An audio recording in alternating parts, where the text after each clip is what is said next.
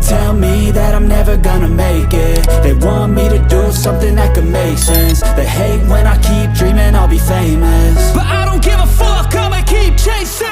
I got all this potential that's deep inside of me, but they hate when you're successful cause they try to be. They sit there being judgmental because you're trying things, and they just want you to settle and do the right thing. So get a good job, don't slack off. Wake up every morning, make a good impression on your boss. Don't do anything that I wouldn't do, and when you're making money, make sure you don't spend it too soon. Fuck that, I'll do what I wanna do. I got a different path from everyone and that includes you.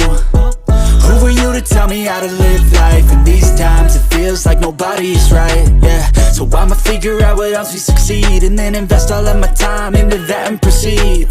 I need whatever the hell could make me happy, and I don't think you have a clue what could that be. They tell me that I'm never gonna make it. They want me to do something that could make sense. They hate when I keep dreaming I'll be famous, but I don't give a fuck, I'ma keep chasing.